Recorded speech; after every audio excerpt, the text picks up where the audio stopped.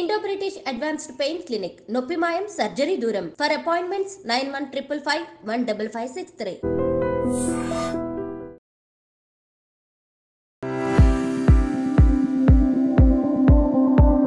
అందరికీ నమస్కారం. నేను మీ ఆయుర్వేద డాక్టర్ చిట్టిబొట్ల మధుసూదన శర్మని. మనం ఈ వీడియోలో గ్యాస్ట్రిక్ ట్రబుల్ సమస్యకి చక్కటి గృహ వైద్యం అనేటువంటి అంశాన్ని గురించి తెలుసుకోబోతున్నాం. ఈ గ్యాస్ట్రిక్ ట్రబుల్ సమస్య ఈ రోజుల్లో ఇంచుమించు 190% మందికి పైనే సర్వసాధారణంగా బాధించేటువంటి అత్యంత సర్వసాధారణమైనటువంటి అనారోగ్య సమస్య. ఈ గ్యాస్ట్రిక్ ట్రబుల్ సమస్య వచ్చినప్పుడు వివిధ రకాలైనటువంటి లక్షణాలు వివిధ వ్యక్తుల్లో కలుగుతుంటాయి.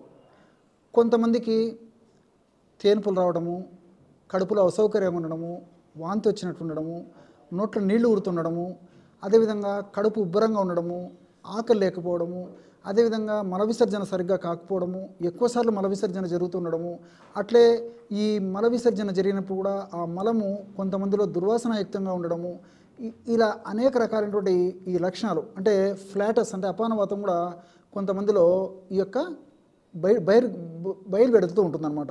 ఈ విధంగా వివిధ రకాలైనటువంటి లక్షణాలు ఈ గ్యాస్ట్రిక్ ట్రబుల్ సమస్యలు ఉన్నప్పుడు కలుగుతూ ఉంటాయి. మరి వీటన్నిటికీ కారణం ఏంటంటే స్వయంకృత అపరాధాలు. అంటే ఆహార విహారాలు మనం సరిగ్గా పాటించకపోవడం వల్ల, వేళకి విశ్రాంతి తీసుకోకపోవడం వల్ల, మానసిక ఒత్తిడి వల్ల, ఇలాంటి అనేక రకాలైనటువంటి కారణాల వల్ల ఈ యొక్క సమస్య కలుగుతూ ఉంటుంది. వీటన్నింటినీ దృష్టిలో ఉంచుకొని మన మహర్షులు అగ్నిని చక్కదిద్దితే ఈ సమస్యలు తగ్గిపోతాయనేటువంటి ఉద్దేశంతో రోగ సర్వేపి మందాగ్నౌ అని చెప్పేసి అష్టాంగ హృదయము అనేటువంటి ప్రామాణిక ఆయుర్వేద వైద్య గ్రంథంలో వాగ్భటాచార్యుడు చెప్పడం జరిగింది. రోగ సర్వేపి మందాగ్నౌ అంటే అగ్ని ఎప్పుడైతే దూషింపబడుతుందో, అగ్ని అంటే జీర్ణశక్తి ఎప్పుడైతే దెబ్బతింటుందో అప్పుడు ఈ యొక్క సమస్యలన్నీ కలుగుతాయి. ఈ యొక్క సమస్యల వల్ల అనేక రకాలైనటువంటి రోగాలు కూడా వస్తాయి. కాబట్టి అన్ని రోగాలకి అంటే సమస్తమైనటువంటి వివిధ రకాలైనటువంటి వ్యాధులకు ఈ యొక్క అగ్ని దూషీభూతం అంటే ఈ జీర్ణశక్తి జీర్ణ వ్యవస్థ సరిగ్గా లేకపోవడము కారణం అనేటువంటి ఉద్దేశంతో మనకి ఆ యొక్క అష్టాంగ హృదయం అనేటువంటి ప్రామాణిక వైద్య గ్రంథంలో సూక్ష్మప్రాయంగా చెప్పడం జరిగింది. బలం ఆరోగ్యం ఆయుష్య ప్రాణశ్చాగ్నౌ ప్రతిష్ఠత అని చెప్పేసి చరకాచార్యులు కూడా చెప్పడం జరిగింది. బలం ఆరోగ్యం ఆయుష్య ప్రాణశ్చాగ్నౌ ప్రతిష్ఠిత.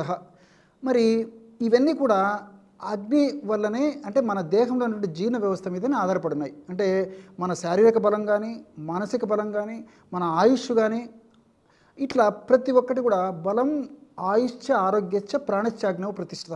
సో సమస్తమైనటువంటి జీవనం అంతా కూడా ఈ యొక్క జీర్ణ వ్యవస్థ మీదనే ఆధారపడి ఉంది అనేటువంటి ఉద్దేశంతో మహర్షి చరకాచార్యుల వారు కూడా సూక్ష్మప్రాయంగా మనకి ఈ యొక్క విషయాన్ని నొక్కి వక్కాణించడం జరిగింది. మరి ఈ సమస్య తగ్గేందుకు క్షేమదాయకమైనటువంటి ఔషధం ఎలా మనం తయారు చేసుకోవాలంటే కేవలము 4 పదార్థాలు. ఆ 4 పదార్థాల్లో వాము చూర్ణం, వామును వేయించి చేసినటువంటి చూర్ణము, అదేవిధంగా శొంఠి చూర్ణము, మిరియాల చూర్ణము, సైంధవ లవణము. వాము చూర్ణం 20 గ్రాములు, శొంఠి చూర్ణం 20 గ్రాములు, మిరియాల చూర్ణం 20 గ్రాములు, సైంధవ లవణం మాత్రం ఒక 10 గ్రాములు తీసుకోవాలన్నమాట. ఈ 4 పదార్థాలు అన్నిటిని బాగా కలిపేసి ఒక గాజు సీసాలో నిల్వ ఉంచుకొని రోజు ఉదయం ఆహారం తర్వాత ఒక్కసారి అంటే ఒక 10 నిమిషాల తర్వాత, రాత్రి ఆహారం తర్వాత మరొకసారి ఒక 10 నిమిషాల తర్వాత ఈ యొక్క ఔషధాన్ని సేవించాలి. ఎలాగంటే 100 మిల్లీలీటర్ల పల్చటి తాజా మజ్జిగ తీసుకోవాలి. పూటకి 100 మిల్లీలీటర్ల పల్చటి తాజా మజ్జిగ తీసుకొని అందులో 1 నుంచి మ్యాక్సిమం 2 గ్రాములు, అంతకంటే అవసరం ఉండదు అనమాట. మ్యాక్సిమం ఒక 2 గ్రామ్స్ కంటే అవసరం ఉండదు, పావు టీ స్పూన్ కంటే కూడా అవసరం ఉండదు అనమాట. అలాగా 1 నుంచి 2 గ్రాముల యొక్క చూర్ణాన్ని పల్చటి తాజా మజ్జిగలో కలిపేసి ఒక్క ప్రమాణంగా సేవించాలి. ఈ విధంగా రోజు 2 సార్లు ఈ యొక్క ఔషధాన్ని సేవించాలి. ఇలా సేవించేసరికి కొన్నాళ్ళకి మనకి ఔషధం అయిపోతుంది. తర్వాత మరలా ఇదే పద్ధతిలో తాజాగా ఔషధాన్ని తయారు చేసుకొని మరలా వాడుకుంటుండాలన్నమాట. మరి దీర్ఘకాలం పాటు వాడినప్పటికీ ఇందులో ఉన్నటువంటి ఔషధ పదార్థాలన్నీ కూడా మనకు శరీరానికి ఎనలేని మేలు చేసేటువంటి పరిస్థితి ఏర్పడుతుంది. మనం ఆధునికంగా మనం ఆలోచించినప్పటికీ ఈ శొంఠిలో ఉన్నటువంటి అనేక రకాలైనటువంటి రసాయన పదార్థాలు, జింజరాలు, షాగోలు ఇవన్నీ కూడా జీర్ణశక్తికి చక్కగా ఉపయోగపడతాయి.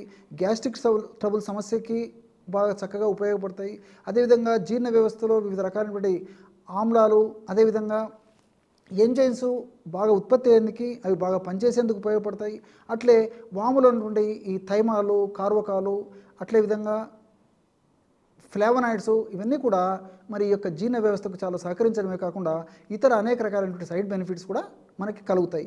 ఈ వాములో ఉన్నటువంటి ఈ థైమాల వల్ల మన జీర్ణ వ్యవస్థలో ముఖ్యంగా ఈ యొక్క జీర్ణాశయంలో అంటే స్టమక్లో, కడుపులో హెచ్సిఎల్ హైడ్రోక్లోరిక్ యాసిడ్ అనేటువంటి యాసిడ్ తక్కువగా ఉత్పత్తి కాకుండా ఎంత ప్రమాణం అవసరమో అంతే ఉత్పత్తి అయ్యేటట్లు వాములు థైమాలు ఉపయోగపడుతుంది.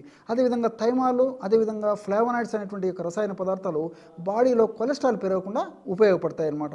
అట్లే ఈ థైమాల్, కార్వకాల్ అనేటువంటి రసాయన పదార్థాలు ప్రేవుల్లో చెడు బ్యాక్టీరియాను తగ్గించేసి మంచి బ్యాక్టీరియాను పెంచేందుకు, మంచి బ్యాక్టీరియా పెరిగేందుకు ఈ థైమాలు, కార్వకాల్ అనే రసాయన పదార్థాలు ఉపయోగపడతాయి. అంతేకాకుండా ఈ అన్ని పదార్థాలు కూడా ప్రత్యక్షంగా పరోక్షంగా జీర్ణ వ్యవస్థను చక్కదిద్దేందుకు చాలా చక్కగా ఉపయోగపడతాయి అన్నమాట. మోషన్ ఫ్రీగా అయ్యేందుకు కూడా ఈ యొక్క పదార్థాలు ప్రత్యక్షంగా పరోక్షంగా ఉపయోగపడతాయి. అట్లే మిరియాలు ఉన్నటువంటి పెప్పరిన్ అనేటువంటి రసాయన పదార్థం కూడా మరి జీర్ణ వ్యవస్థను చక్కదిద్ది జీర్ణ వ్యవస్థలో తగినటువంటి ఎంజైమ్స్ సక్రమ పద్ధతిలో, సక్రమ ప్రమాణంలో, సక్రమ రీతిలో ఉత్పత్తి అయ్యి సక్రమంగా పనిచేసేందుకు ఉపయోగపడతాయి. జీర్ణ వ్యవస్థలో ఉన్నటువంటి ఇతర ఏదన్నా అనారోగ్య పరిస్థితి ఏదైనా ఉన్నప్పుడు ఆ యొక్క చక్కదిద్దేందుకు కూడా ఈ మిరియాలు ఉన్నటువంటి ఈ యొక్క పెప్పరిన్ అనేటువంటి రసాయన పదార్థం ఉపయోగపడుతుంది. అట్లే సైంధవ లవణం, దీన్ని రాక్ సాల్ట్ అనేటువంటి పేరుతో పిలుస్తుంటారు అనమాట. ఈ సైంధవ లవణం కూడా మనకి ఈ ఆయుర్వేద ఔషధ విక్రయశాలలో, పచారీ కొట్లో, అదేవిధంగా సూపర్ మార్కెట్స్లో కూడా దొరుకుతుంది. మనకి ఈ యొక్క రాక్ సాల్ట్ గడ్డల రూపంలో దొరుకుతుంది, పౌడర్ రూపంలో దొరుకుతుంది. ఒకవేళ గడ్డలు దొరికేట్లయితే తెచ్చుకొని చాలా సులువుగా పౌడర్ తయారు చేసుకోవచ్చు. అది లేని పక్షంలో మరి పౌడర్ తెచ్చుకొని మనం 10 గ్రాములు కలుపుకున్నా సరిపోతుంది అనమాట. పూర్వకాలము అంటే ఒక 50-60 సంవత్సరాల క్రితం మన జీవన విధానాలను, మన భారతీయ జీవన విధాన పద్ధతులను, మనం ఆహార విధి విధానాలను మనం గమనించినట్లయితే ఆ రోజుల్లో మరి సైంధవ లవణమే ప్రస్తుతం వాడేటువంటి ఉప్పు బదులుగా వాడుకునేవాడు అనమాట. మరి ఆ సైంధవ లవణం వాడుకునేటువంటి రోజుల్లో వాళ్ళకు జీర్ణ వ్యవస్థకు సంబంధించినటువంటి సమస్యలు ఉండేవి కావు. అదేవిధంగా ఈ కొలెస్ట్రాల్ సమస్యలు కానీ, బీపీ సమస్యలు కానీ, షుగర్ సమస్యలు కానీ ఇంత ఉధృతంగా ఉండేవి కాదనమాట. కాబట్టి ఆ సైంధవ లవణం వాడడం కూడా ఈ యొక్క జబ్బులు రాకుండా ఉండేందుకు కొంతవరకు కారణంగా మనం చెప్పుకోవచ్చు అనమాట. ఈ విధంగా ఈ యొక్క రసాయన పదార్థాలన్నీ కూడా ప్రత్యక్షంగా పరోక్షంగా జీర్ణ వ్యవస్థకు చాలా చక్కగా ఉపయోగపడతాయి. కాబట్టి ఈ యొక్క ఔషధాన్ని మనం తాజాగా తయారు చేసుకుని వాడుకుంటూ ఉండాలి. ఔషధం అయిపోయిన తర్వాత మరలా తయారు చేసుకుని వాడుకుంటూ ఉండాలన్నమాట. అంతేకాకుండా మరి పిల్లల్లో కూడా ఈ యొక్క సమస్య వచ్చేటువంటి అవకాశం ఉంటుంది. కాబట్టి చిన్నపిల్లలైతే ఈ యొక్క ప్రమాణం కాకుండా ఇప్పుడు మనం చెప్పుకున్నటువంటి ప్రమాణంలో సగం ప్రమాణం అంటే 500 మిల్లీగ్రాముల నుంచి 1 గ్రాము లేదా 1.5 గ్రాము వరకు కూడా రోజు 2 సార్లు వాడుకోవచ్చు. ఇదే యొక్క ఔషధాన్ని మరి నేను మజ్జిగతో అని చెప్పాను కదా, ఒకవేళ అట్లా మజ్జిగ తీసుకోవడం వీలు పడినటువంటి వాళ్ళు, ఇతర కారణాల వల్ల మజ్జిగ వాడనటువంటి వాళ్ళు ఎవరైనా ఉంటే వాళ్ళు మరి ఒక 50 మిల్లీలీటర్ల నీటిలో కలిపి కూడా తీసుకోవచ్చు అనమాట.